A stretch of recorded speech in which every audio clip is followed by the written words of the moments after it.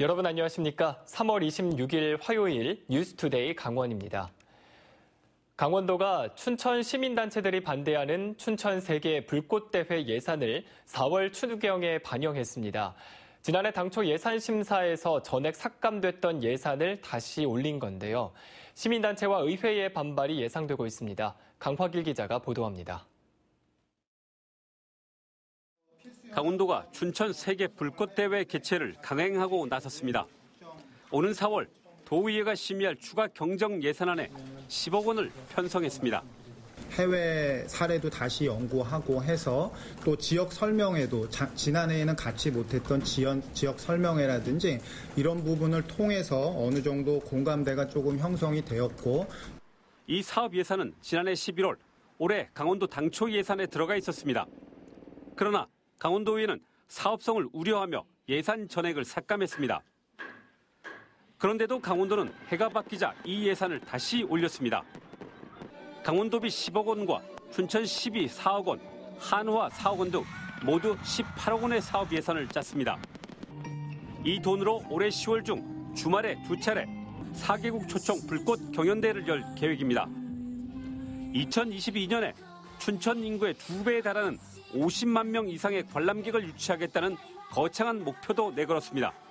이것은 도와 시와 또 주민 참여를 토대로 해서 우리 강원도 또 춘천을 대표하는 아주 명품 어떤 관광 상품을 좀 개발해 보고자 하는 것입니다. 그런데 지역 시민단체들이 반대하자 원주나 다른 지역으로 옮겨서 행사를 할 수 있다는 말까지 흘렸습니다. 마치 주민을 상대로 협박하는 것과 진배 없다는 비판이 나옵니다.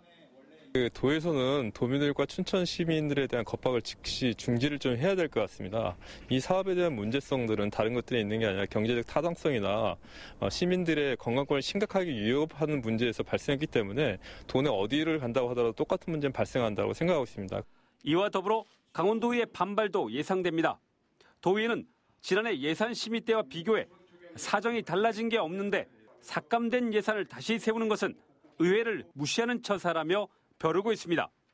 MBC 뉴스 강화길입니다. 2018 평창 기념재단이 창립 총회를 갖고 공식 출범했습니다. 앞으로 평창 동계올림픽이 남긴 유무형의 유산을 보존하고 발전시키는 역할을 담당하게 됩니다. 윤하은 기자가 취재했습니다.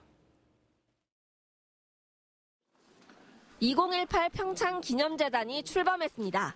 문화체육관광부와 강원도, 올림픽 개최시군 관계자 등 발기인들은 창립 총회를 열고 초대 이사장으로 유승민 국제올림픽위원회 위원을 선출했습니다.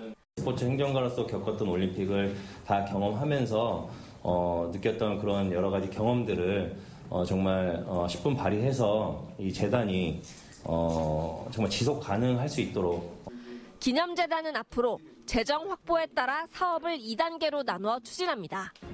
우선 올림픽 대회를 치르고 남은 금액의 80%인 약 350억 원 등을 이양받아 남북 체육 교류, 눈이 없는 나라 청소년들을 위한 드림 프로그램 등 유산 사업을 추진합니다. 이후 지자체의 추가 출연과 기업 후원 등으로 재정이 확충되면 알펜시아 슬라이딩 센터, 강릉 하키 센터, 강릉 스피드 스케이팅 경기장 등 활용 방안이 정해지지 않은 세계 올림픽 경기장의 시설 관리와 지원도 담당할 예정입니다. 지역에서 당연적 이사 못해서 개최주 시군이 다 포함되어 있기 때문에 강원도나 개최주 시군의 목소리가 충분히 전달되고 반영될 것입니다. 올림픽 기념재단은 법인 설립 허가와 등기 절차 등을 거쳐 다음 달 올림픽 조직위가 사용했던 평창 대관령 사무소에서 업무를 시작합니다. MBC 뉴스 윤하은입니다. 한국전쟁 이후부터 국유지를 임대해 수십 년간 일궈온 양국은 해안면 지역 주민들이 요즘 술렁이고 있습니다. 이번 달부터 정부에서 국유지 임대 기준을 변경했기 때문인데요. 김상훈 기자가 보도합니다. 드넓은 밭 곳곳에 크고 작은 돌덩이들이 쌓였습니다. 농사를 위해 돌들을 골라놓은 겁니다. 10년 전 이곳에 정착한 반상현 씨는 인삼을 키우기 위해 정부로부터 땅을 조금씩 빌려가며 넓혔습니다. 그렇게 모인 땅 33만여 제곱미터. 쓸모없던 땅은 수년 동안 피땀 흘려 개간해 인삼을 키우기 좋은 농지로 탈바꿈했습니다. 하지만 이 땅 가운데 80% 이상은 앞으로 임대인이 바뀌게 됩니다. 정부가 재임대 등 불법 사용을 막기 위해 1인당 농지 대부 면적에 제한을 뒀기 때문입니다. 딴 사람은 자기가 농사도 안 짓고 남한테 빌려줘가지고 6년, 7년을 뭐 전대를 해줬느냐 어쩌느냐 해가지고 뺏어간다는 건 이해가 가나. 우리 같은 사람은 그 캠코에 허라는 대로 내가 농사 짓고. 양구군 해안면 토지는 70% 이상이 나라 땅입니다. 이 때문에 주민들은 한국자산관리공사와 5년마다 수의 계약을 통해 농사를 지어왔습니다. 하지만 앞으로는 10,000제곱미터 이상 땅은 경쟁 입찰을 통해 빌려야 하고 1인당 농지 대부 면적도 60,000제곱미터로 제한됩니다. 수십 년 동안 개간한 땅의 경작권을 빼앗길 수도 있다는 불안감에 주민들의 한숨이 깊어지고 있습니다. 돌을 캐가지고 이렇게 10,000평을 만들래봐요. 그 돌 캐고 이렇게 평당 3만 원, 4만 원씩 들여가지고 장비 들여서 밭을 만드는 그거를 물론 그냥 가져가겠다는데 그게 말이나 되냐고. 주민들은 한국 전쟁 이후 집단 이주해 불모지였던 국유지를 개간한 노력을 정부가 인정해 줄 것을 요구하며 집단 소송을 준비하고 있습니다. 지역민들의 의견 반영 없이 갑작스럽게 변경된 대부 기준 탓에 주민들은 허망함을 감추지 못하고 있습니다. MBC 뉴스 김상훈입니다. 고성의 한 어촌 마을에서 공동어장을 다른 마을 사람에게 불법으로 임대한 정황이 드러났습니다. 어촌 개원이 적은 소규모 어촌 마을일수록 공동어장이 부실하게 관리되고 있습니다. 김형호 기자가 보도합니다. 고성군 토성면의 한 어촌 마을은 지난 2015년 마을 공동어장 정화 사업 명목으로 수협에서 2,700만 원을 지원받았습니다. 그런데 사업비 결산 내역 지급 명세에는 다른 마을 사람이 정화 작업을 하고 보조금을 챙긴 것으로 나와 있습니다. 주민들은 어촌 개원이 많지 않아 공동어장을 다른 마을 사람에게 불법으로 임대했었다고 말합니다. 아야정 하시던 분이 이제 작년까지는 요 청강까지 다 구역을 다 이렇게 하셨다가 이제 마을에서 이제 저분이 청강 하시고 이제 그분 또 이제 아야정 또 아야정만 하시고. 실제 어촌 개원이 10명도 되지 않는 또 다른 어촌계는 공동어장 임대 문제로 몇 년 전 소송이 벌어지기도 했습니다. 공기입찰 안 하고 본인이 가는데 딴 사람이 가겠다고 자꾸 그래가지고 그것 때문에 고발 사건이 있었던 것 같은데. 이런 소규모 어촌계들은 어선을 소유한 사람이 적고 마을 공동어장도 제대로 관리되지 못하고 있습니다. 정부 보조금으로 공동어장에 방류한 전복이나 해삼, 조개 등도 불법 임차인이 가져갑니다. 소규모 어촌계들은 힘들어요, 관리하기가. 한 번 주면 한 3년씩 이렇게 임대를 주고 또 우리가 어촌계에서 이제 자금이 전혀 없잖아요. 보조금 지원 사업 혜택마저 특정 개인에게 돌아가는 셈이지만 관리 감독은 부실합니다. 세세하게 또 이루어지는 부분을 또 좀 이렇게 또 유심히 관리 감독을 하면 좋은데 그럴 여력이 사실 좀 많이 부족한 게 현실이거든요. 어촌 인구 고령화와 어촌 개원 감소로 인해 공동어장을 중심으로 이어져온 어촌 마을 경제 공동체도 약화되고 있습니다. MBC 뉴스 김영호입니다. 삼척 도계의 석회석 광산업체에서 폐기물 불법 처리 의혹과 함께 갱내수를 식수로 사용하는 문제가 불거졌습니다. 회사 측은 폐기물을 규정대로 처리했고 갱내수 식수 사용은 여건상 어쩔 수 없다는 입장입니다. 이용철 기자가 보도합니다. 석회석을 캐는 갱안에 화약 박스가 수북히 쌓여있고 스티로폼과 폐자재들이 널려 있습니다. 태영석회 노조는 20년이 넘도록 광산 폐기물이 불법 투기되고 매립됐다고 주장했습니다. 여러 가지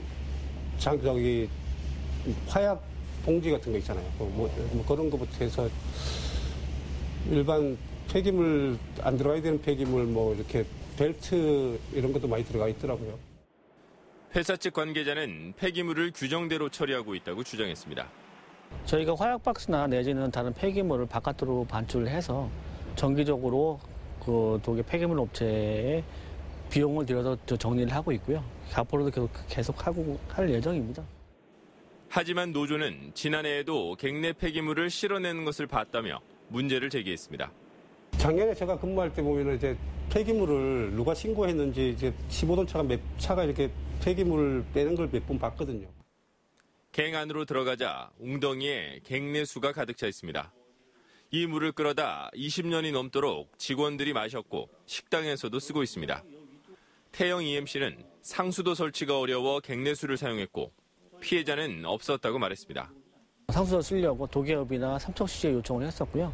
저희가 부득이하게 갱내수를 집적을 해서 여러 가지 침전을 시킨 다음에 그거를 정수기를 사용해서 깨끗하게 먹으려고 그렇게 노력하고 있고요. 또 예전에 식수 수질 검사를 했다고 밝혔지만 수질 검사 자료를 내놓지 못했고 최대한 빨리 수질 검사를 하겠다고 밝혔습니다. MBC 뉴스 이용철입니다. 삼척시가 신라시대 우산국을 정벌한 이사부 장군을 주제로 하는 관광 명소화 사업을 추진하고 있습니다. 이사부 기념공원을 비롯해 독도 체험관과 평화의 다리 등이 조성되게 됩니다. 이형진 기자의 보도입니다. 삼척항 배후지인 육향산 일대 이사부 역사문화 창조 사업이 시작됐습니다. 2021년까지 288억 원을 들여 이사부 기념관과 독도 체험관을 짓고 15,000여 제곱미터의 기념공원을 조성합니다. 지난해 연말 공사가 착공돼 올해 건축과 토목 공사가 함께 추진됩니다. 신라시대의 이사부 장군이 삼척에서 우산국을 정벌하기 추앙했던 역사적인 사업입니다. 그래서 이 기념관 조성과 또 독도 체험관 조성을 통해서 교육, 관광 콘텐츠로 조성한 사업이 되겠습니다. 이사부 장군 출항지로 알려진 50천 하구 5분항에서는 이사부 독도 평화의 존 명소화 사업이 추진됩니다. 포구를 정비하고 기념탑을 중심으로 휴게시설을 조성합니다. 평화의 존에서 이사부 기념공원까지 50천을 가로질러 평화의 다리가 조성됩니다. 63억 원의 예산을 들여 길이 190m의 인도교를 가설하고 기념 조형물을 설치합니다. 이사부 장군을 기념하는 관광 사업들은 오는 2021년 모두 완공돼 새로운 관광 자원으로 활용됩니다. MBC 뉴스 이영진입니다. 강원도 양양국제공항을 모기지로 하는 플라이 강원이 객실 승무원 채용과 관련해 온라인 설명회를 갖습니다. 플라이 강원은 내일 오후 3시부터 유튜브 등을 통해 객실 승무원 채용 지원자나 예정자를 대상으로 질문 사항을 실시간으로 답변할 예정이라고 밝혔습니다. 플라이 강원은 현재 채용 사이트를 통해 객실 승무원 신입과 경력직에 대한 2019년 상반기 공개 채용을 진행 중이며 29일까지 지원서를 접수하는데 21일 기준 2,200명이 지원했습니다. 앞으로는 지방의회 의원이 협찬이나 기부를 요구하거나 채용 등 인사 업무에 개입하는 것이 금지됩니다. 국민권익위원회는 지방의회 의원 행동 강령 개정안을 시행한다고 밝혔습니다. 금지되는 청탁 유형은 출연과 협찬 요구, 채용, 승진, 전보 개입, 계약 당사자 선정 개입, 수상 포상 개입, 그리고 감사 조사 개입 등입니다. 지방의회 의장은 신고된 위반 행위를 확인하면 해당 의원으로부터 소명 자료를 받아 징계 요구 등 필요한 조치를 해야 합니다. 오늘 영동 지역은 대체로 맑겠으며 영서 지역은 오전까지 구름 많겠습니다. 오늘 낮 최고 기온은 영동 지역이 16도에서 18도, 영서 지역은 14도에서 17도, 강원 산지는 11도에서 12도 분포로 예상됩니다. 또 영동 지역에는 건조주의보가 계속해서 발효 중인 가운데 강풍주의보는 오늘 새벽 4시에 해제됐습니다. 한편 강원 내륙 지역에는 아침까지 안개가 끼겠습니다. 그럼 자세한 오늘의 날씨와 행사를 안내해드립니다.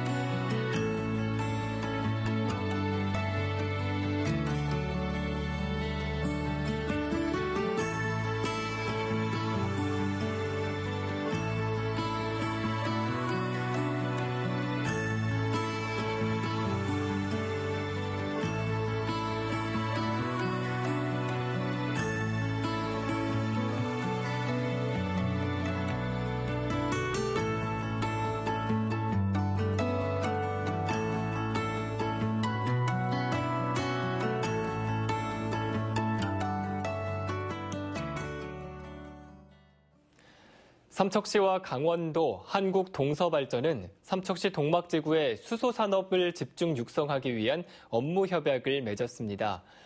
이번 협약에서 한국동서발전은 원전 해제 예정구역에 5천억 원 이상을 투자해 천연가스에서 수소를 생산하고 수소를 활용해 전기와 열을 생산하는 연료전지 발전소 등을 구축합니다.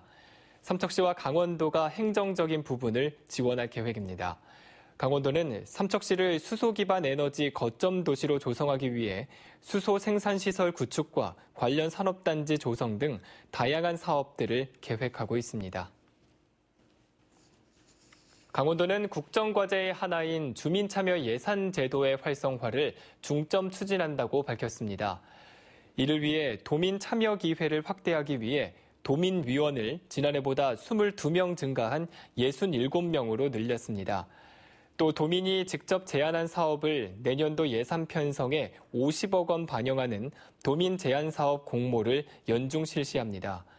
지난해 강원도는 주민참여 예산위원회를 처음 구성해 24건의 공모 사업을 제안받아 3개 사업 24억 원을 올해 예산에 편성했습니다. 올해 양양국제공항에서 전세기 운항이 본격화됩니다. 강원도에 따르면 오는 28일부터 양양과 베트남 하노이를 오가는 전세기가 11월 14일까지 32차례 운행합니다. 베트남 호치민을 오가는 전세기는 오는 30일부터 32회 운항할 계획입니다. 또 오는 6월부터는 러시아 블라디보스토크와 하바로프스키를 오가는 전세기가 15회가량 운행될 계획입니다.